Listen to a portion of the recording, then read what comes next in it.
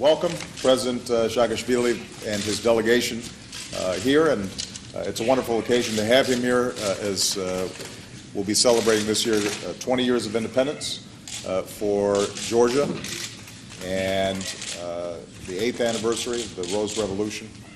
I think Georgia should be extraordinarily proud of the progress that it has made in building a sovereign and democratic country.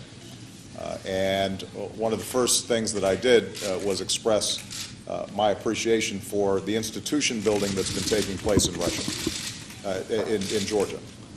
The importance of making sure that minorities are respected. The importance of a police and system of rule of law that is being observed.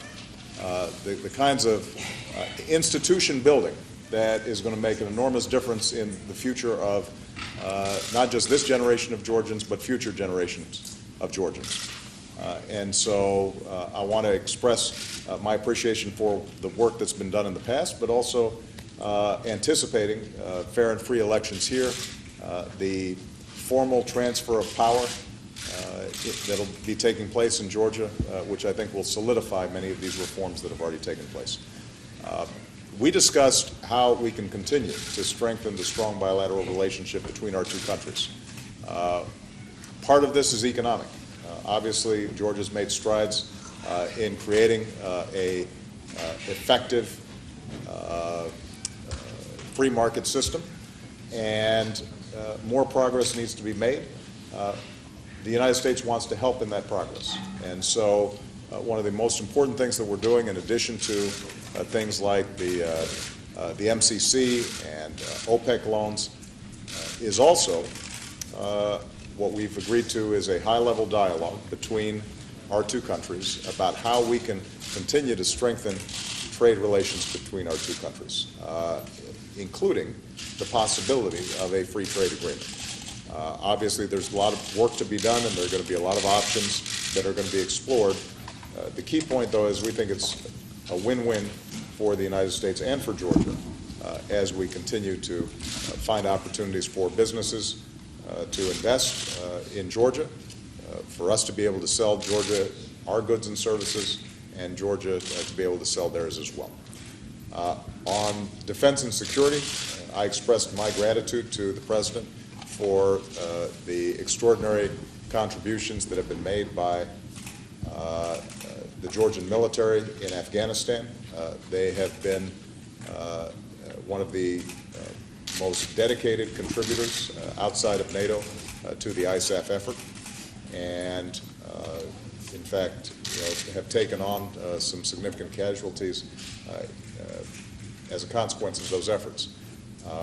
We have talked about how we will continue to strengthen our defense cooperation, and there are a wide range of areas where we are working together.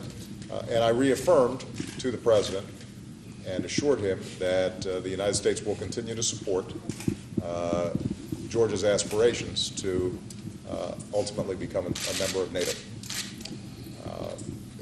Finally, I wanted to say to the President that we appreciate the model of democracy and transparency that they've been setting, not just for their own country, but also for the region as a whole. And we think that with continued progress over the next several years, that a lot of countries will say to themselves that if Georgia can perform these transformations, then we can as well.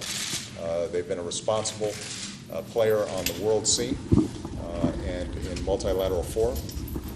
And so under the President's leadership, I think that they've made enormous strides, and we will continue to look for what opportunities to strengthen what is already a very strong bilateral relationship. So welcome, Mr. President. Thank you so much for being here. Thank you. Well, Mr. President, I'm incredibly honored to be back in the Oval Office, and I can tell you, we are incredibly grateful as a nation for continued support and strong basically cooperation that we've been getting from your administration and from the United States of America at every level.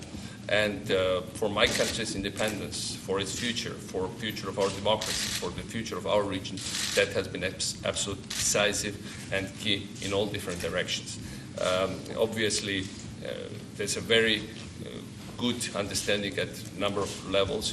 We are grateful for your support for our NATO aspirations.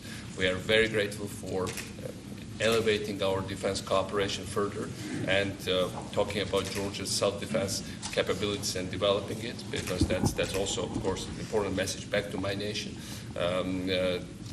It's very important that you mentioned, obviously, the prospect of free trade agreement with Georgia, because that's going to attract lots of additional activity to my country and basically help in our nation building process. Thank you again for complimenting us on our reforms. Obviously, reform process is never over, but all these reforms would not have happened without strong commitment and support and advice from your administration and from the United States and your people on the ground. We are deeply appreciative of all this.